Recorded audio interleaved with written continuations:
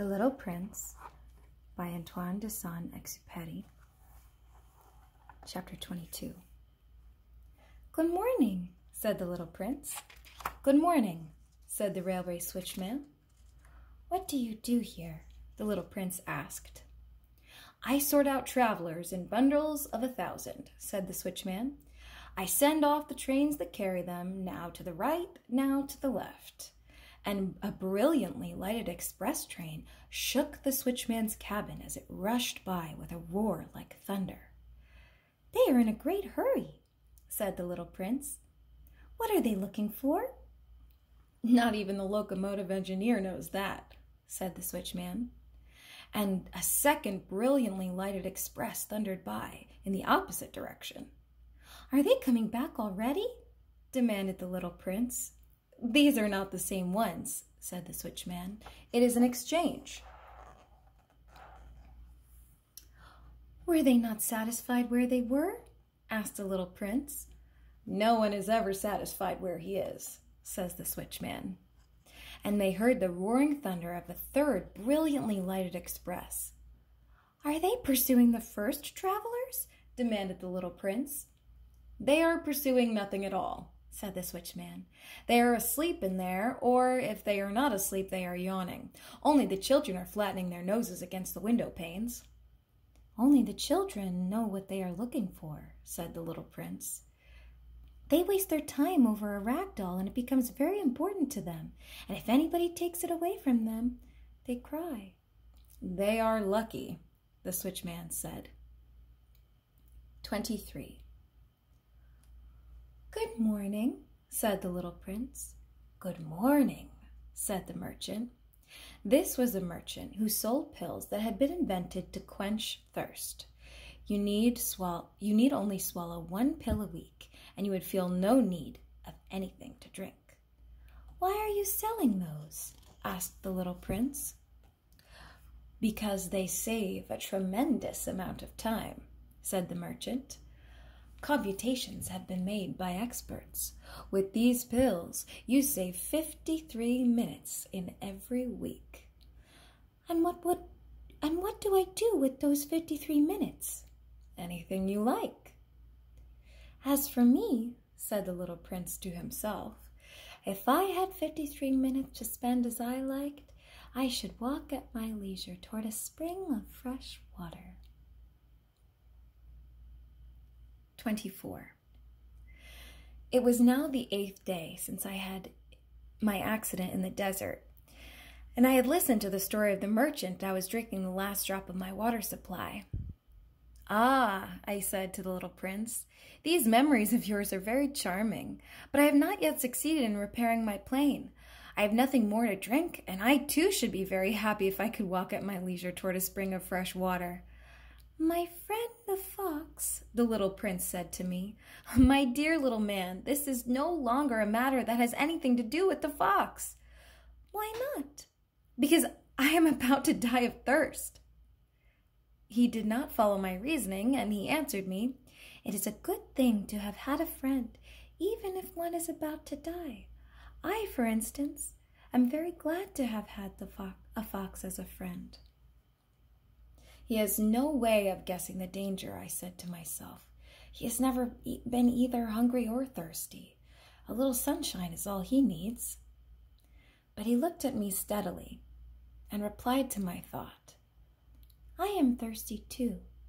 Let us look for a well." I made a gesture of weariness. It is absurd to look for a well at random in the immensity of the desert. But, nevertheless, we started walking. When we had trudged along for several hours in silence, the darkness fell and the stars began to come out. Thirst had made me a little feverish, and I looked at them as if I were in a dream. The little prince's last words came reeling back into my memory. "Then you are thirsty too?" I demanded. But he did not reply to my question.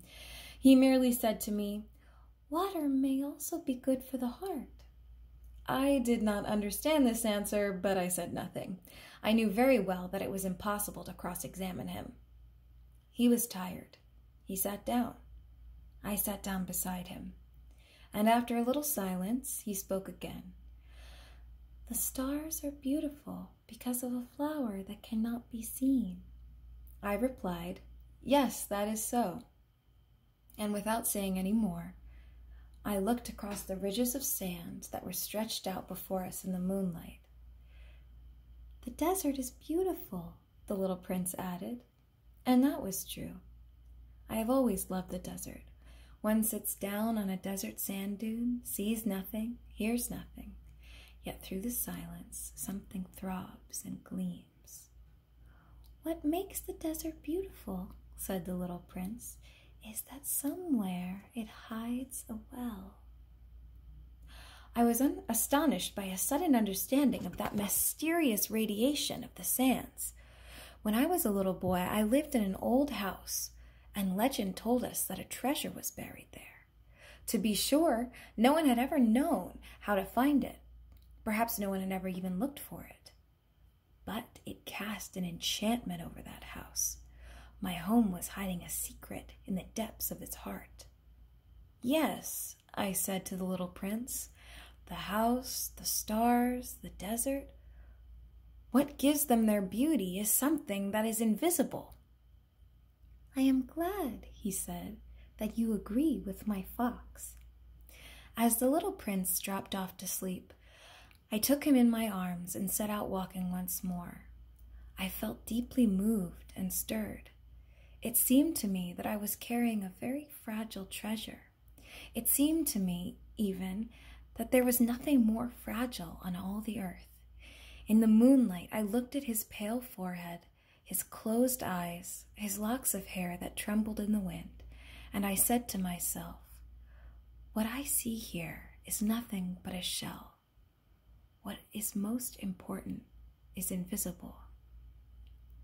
As his lips opened slightly with the suspicion of a half-smile, I said to myself again, "What moves me so deeply about this little prince who is sleeping here is his loyalty to a flower, the image of a rose that shines through his whole being like the flame of a lamp, even when he is asleep." And I felt him to be more fragile still. I felt the need of protecting him, as if he himself were a flame that might be extinguished by a little puff of wind. And as I walked on so, I found the well at daybreak.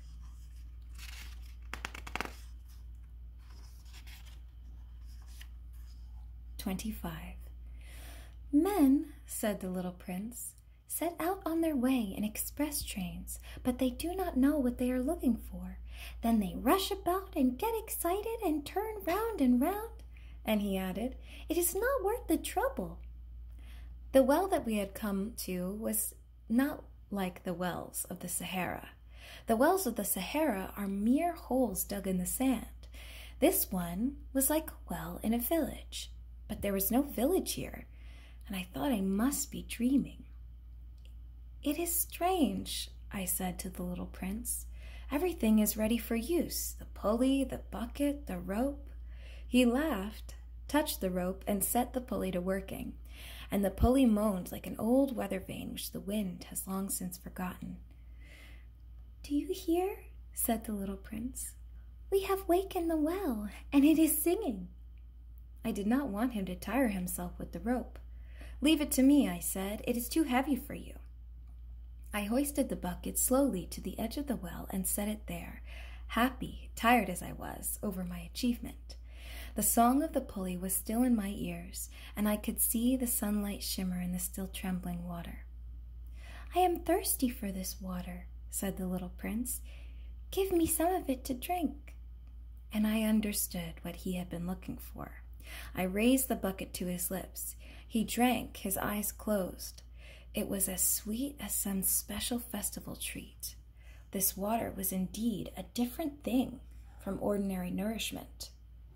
Its sweetness was born of the walk under the stars, the song of the pulley, the effort of my arms.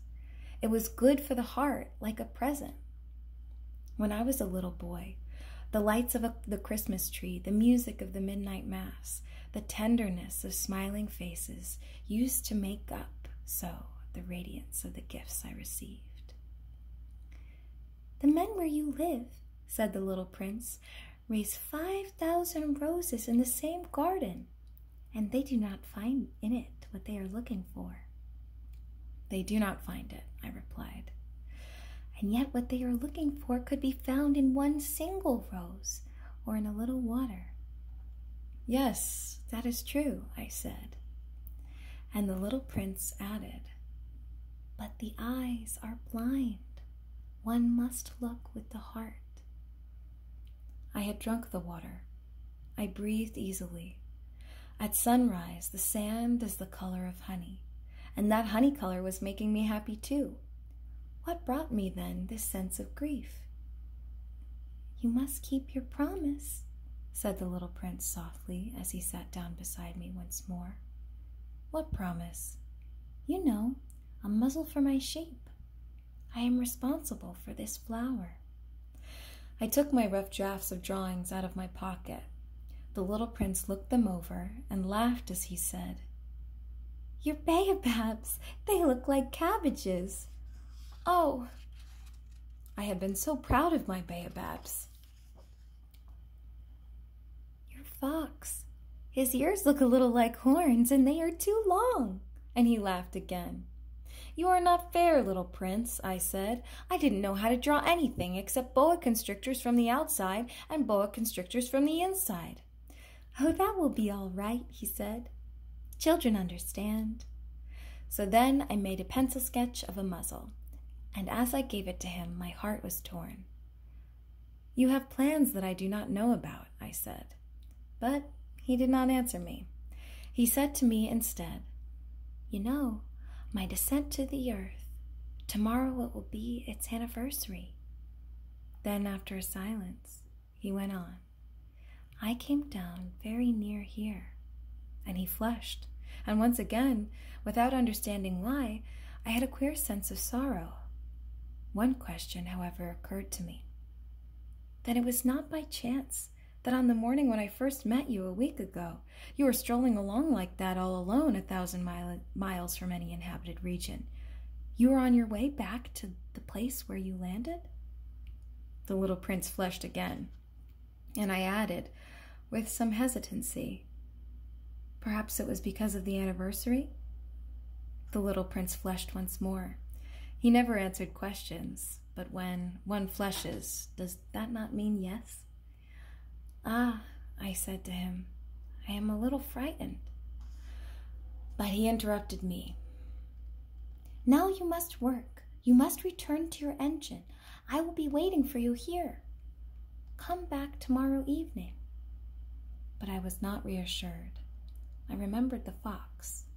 One runs the risk of weeping a little if one lets himself be tamed.